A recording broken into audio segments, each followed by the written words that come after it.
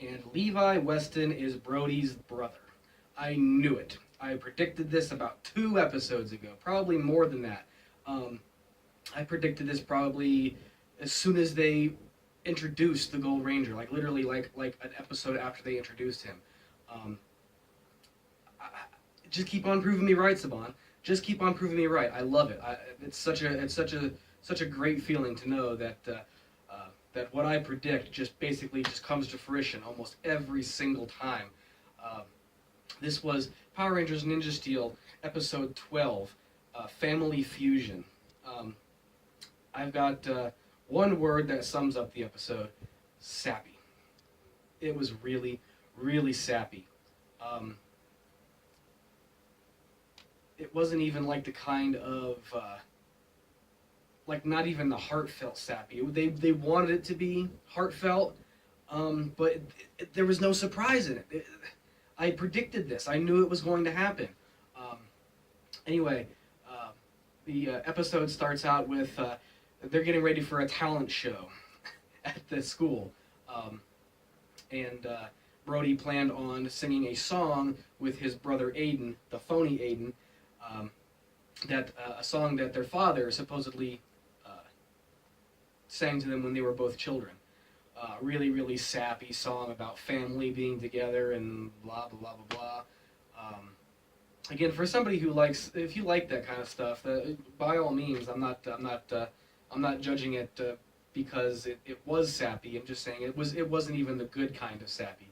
Um, there's nothing wrong with a little bit of drama, but in a Power Rangers episode, uh, again, things should be a little bit more, I don't know, action packed. We did get some action in this episode. It was pretty good. We finally got to see Brody take out Repcon, his the enemy monster that apparently placed Brody in servitude for over 10 years when he was, I guess, traveling the universe with this monster fighting league, which I've mentioned before, which is just a dumb situation to begin with. Like I said, there's no real threat from these monsters, other than they just want to fight the Power Rangers and get the Ninja Stars so they can make themselves more powerful to fight and stay champions. I don't. Let's get back to this episode. And I want to rant about so many things right now, but I'm just going to try to keep it streamlined to one or two facts here. New Aiden was a phony, but they played it to where not only was he a fake, I predicted in the last episode that he was probably going to be like an enemy, like an alien in disguise, or some kind of shape-shifting monster or something that could take human form. But that wasn't the case at all. He actually turned out to be a robot. Yeah, just an android, a robot created by the enemy, by the monsters. When they captured Levi Weston, or the Gold Ranger, and had him on the ship, they were apparently transferring his childhood memories into the robot, the phony Aiden.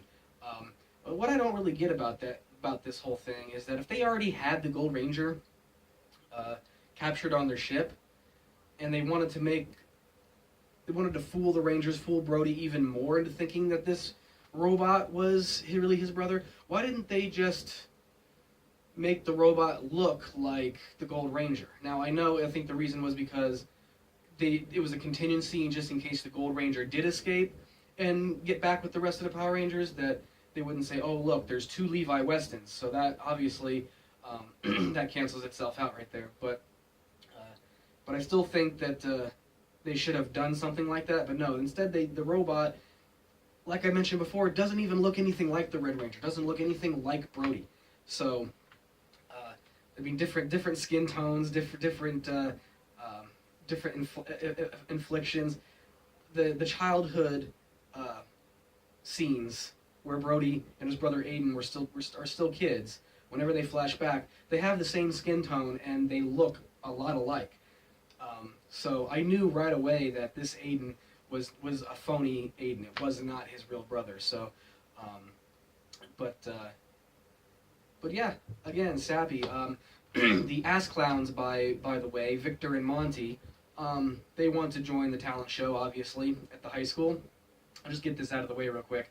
And thankfully, once again, I'm glad. I think someone out there is listening to me, or listening to someone who think that Victor and Monty need to be in the show less, because now they are starting to focus less on these two ass clowns, just by putting them in the beginning of the episode, and then again, a very, very short scene at the end of the episode.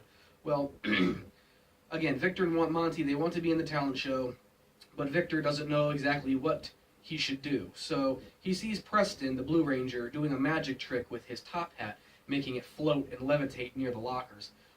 But then the Rangers get a call on their data comms, on their communicators, to go Ranger up and fight.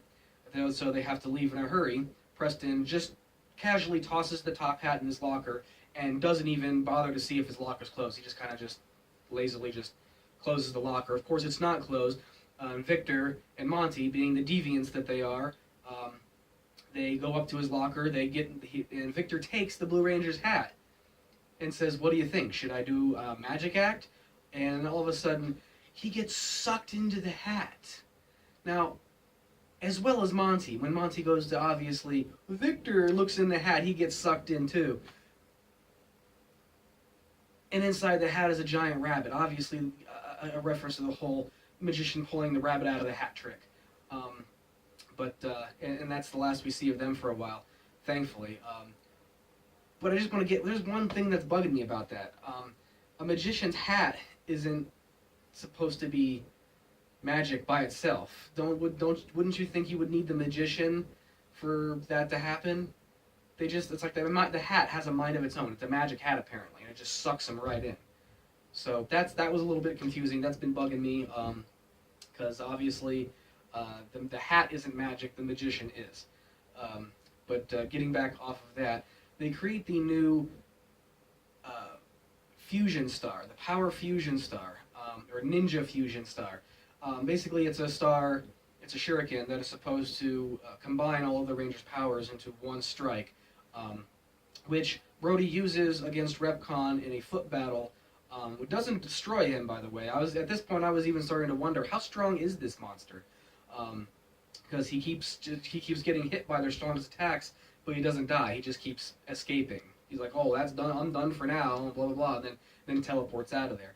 But the end of the episode, they decide that Repcon comes back, gets enlarged, and he's destroying the city. And the Rangers are getting their butts kicked in the Megazords.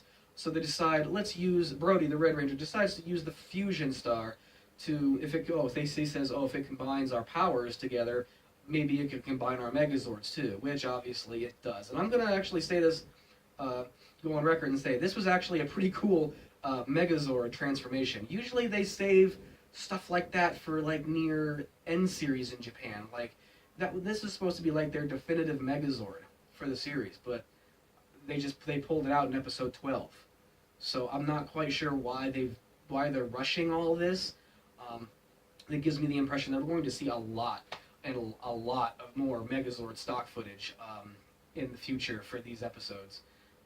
Because if they pulled out their most powerful Megazord in episode 12, when we easily have 25 episodes left of the series, unfortunately, in a whole nother year, I'm sure. Thank you, Saban. You hear the sarcasm? They fuse into their Ultra Megazord, and they actually destroy Repcon finally. And even his death seemed anticlimactic, just by saying, "You finally got me, rat bait." I guess he constantly calls the Red Ranger rat bait because when he was traveling the universe and he was a slave on their ship, all he did was janitorial work and pest control, like catch mice and rats. Again, I'm glad to see that character is actually gone now, though, because he was actually starting to get a little bit stale. They had used him in every foot battle since the first episode of Ninja Steel, so it's a good thing that he's finally destroyed, and maybe we'll get to move on and see more intimidating, more powerful monsters. Of course, Galvanax himself, the Universal Champ, we have yet to see him even throw a single punch, except for the very beginning of the series, where the flashback where Brody's father turns into the Red Ranger and destroys the the Ninja Prism Star, and it breaks up to that breaks up into the individual ninja power stars that they use to transform into Rangers. But again, I'm starting to rant. I'm starting to ramble.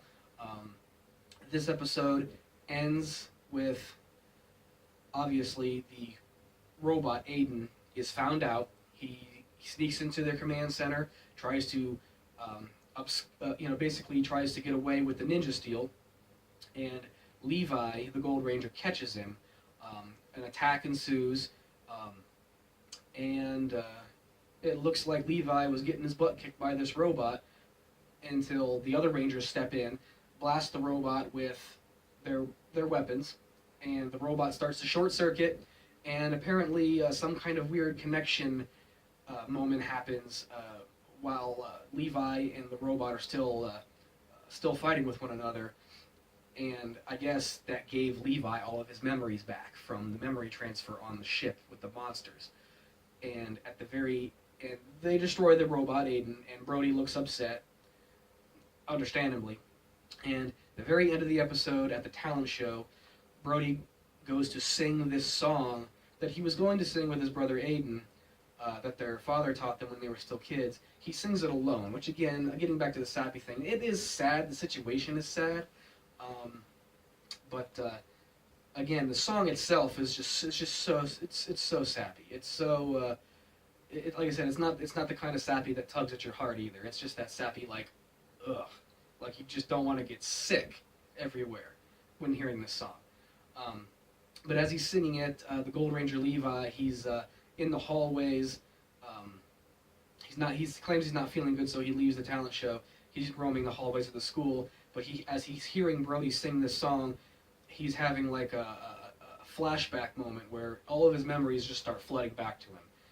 And then when he realizes that he remembers the song and he remembers everything, he actually goes back up on stage where Brody is singing and begins singing the song with Brody. And obviously that gave Brody the impression that, yeah, this is my brother. He didn't teach that song to anyone else, only him, his father, and his brother knew the words of this song, so therefore, even though it's not a hard song to remember, there really wasn't that many lyrics to it. It's just the same chorus repeated over and over again. But yeah, there was a tender, cutesy little moment where he realizes, yeah, you're my brother all along. They hug, and the end of the episode wraps up with all the Rangers sitting around a campfire, along with Mick, I believe is his name. Yeah, Mick, their tech stooge, and Redbot, and they're all sitting around a campfire singing the same song. And that's pretty much the end of the episode. One little final thing I'd like to mention is that both at the talent show and at the campfire, the Yellow Ranger and the White Ranger were holding hands. Now I'm getting the impression that they are a couple.